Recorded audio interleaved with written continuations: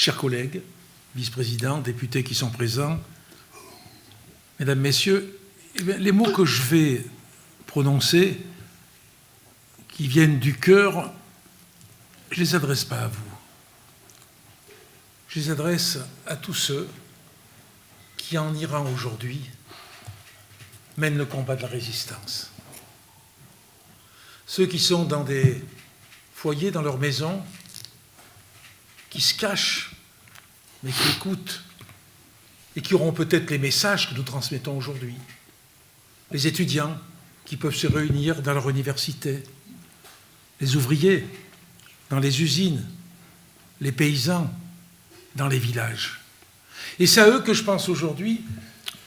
Ce matin, j'étais à une manifestation. Je représentais mon successeur, Julien Brugerolles, mais aussi j'étais là comme ce que l'on appelle, avec un grand mot, brame honoraire du Parlement. Il y avait beaucoup d'interventions. Il y avait des élèves qui étaient là, qui parlaient. Et dans ma tête, je pensais à la réunion de ce soir. C'était comme un pont qui se construisait entre ce que je vivais le matin et ce que j'allais vivre ce soir. Alors, quand avec mes collègues, puisque j'étais encore en activité, officiellement en activité du moins, ce que je pense le rester, quand nous avons choisi cette date du 27 mai, je ne suis pas sûr que nous étions conscients que nous choisissions une date qui avait une valeur symbolique. Alors sans doute que des étoiles se sont alignées, sans doute que peut-être au-dessus de nous, quelqu'un a voulu que l'on choisisse cette date.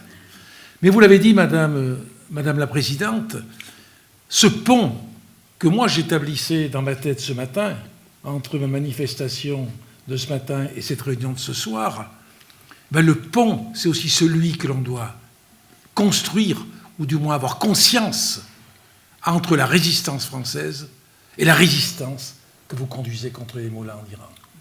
Parce que, quand on sait ce qui s'est passé en France, quand on pense à ces jeunes qui partaient à 18 ans, mon père a été un résistant parmi d'autres, qui abandonnaient leur famille, et à qui d'ailleurs on pouvait reprocher qu'ils abandonnaient leur famille pour combattre. On a lu ce matin la lettre d'un jeune qui écrivait à ses parents, qui s'excusait de les avoir laissés. Il allait mourir quelques minutes après. Ceux qui ont connu la prison, la torture, ceux aussi qui ont été déportés. Et c'est pour ça que le monument devant lequel j'étais ce matin s'appelle « Rempart contre l'oubli ». Et vous avez un rempart contre l'oubli. Je l'ai dans ma bibliothèque, quand je lève la tête, je le regarde avec émotion. C'est le souvenir des martyrs. Celui-ci aussi. C'est le souvenir des martyrs. On parle des dizaines de milliers de morts dans la résistance française, des fusillés, des déportés, les torturés aussi, ceux qui sont venus très diminués. Mais vous avez ces dizaines de milliers qui ont été sacrifiés. Et je crois qu'il faut qu'on pense à eux le jour où, en France, on commémore la résistance. Le jour où c'est l'anniversaire, vous l'avez dit, Madame la Présidente, de cette réunion qui a lieu dans un appartement parisien à l'appel de Jean Moulin, qui représentait le général de Gaulle, avec 17 organisations de sensibilités différentes. Et même si, sans être iranien, j'y suis un peu de cœur, j'aurais tendance à reprendre en direction de ceux qui luttent en Iran, reprendre les propos qui ont été les propos de Louis Aragon. Dans un de ses poèmes, je voulais seulement en lire quelques lignes, je le lis même si.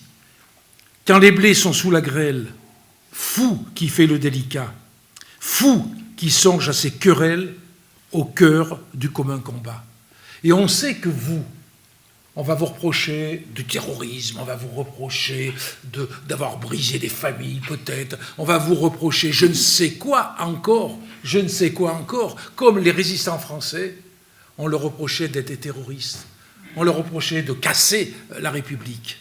Et c'est pour ça que cette force de la résistance que vous avez, eh bien, nous on ne peut que la saluer, et établir le lien avec notre propre résistance.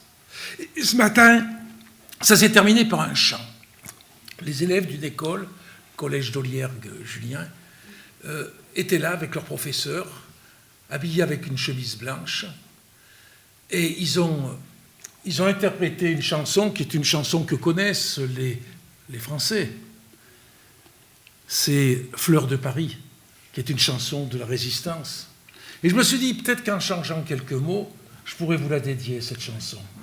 Je pourrais vous la dédier. Jean, ça sera qu'une partie, quelques strophes. Mon épicier l'avait gardée dans son comptoir.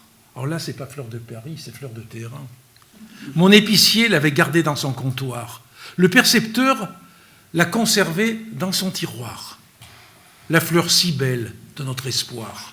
Le pharmacien l'a dorlotée dans le bocal. L'ex-caporal en parlait à l'ex-général, car c'était elle notre idéal. Le paysan la voyait fleurir dans ses champs. Le vieux curé l'adorait dans un ciel tout blanc. Fleur d'espérance, fleur de bonheur, tous ceux qui se sont battus pour nos libertés, au petit jour, devant leurs yeux, l'ont vu briller. La fleur d'Iran, aux 3 couleurs avec le soleil et le lion. Et je voulais vous dédier, avec une petite modification, cette chanson. Et vous dire que je ne sais pas si la fleur, elle est faite avec la rose d'Ispahan, avec la fleur de nénuphar, ou avec le jasmin. Mais ce que je peux dire, que ces 3 fleurs, ça fait un beau bouquet, et je voulais vous le dédier.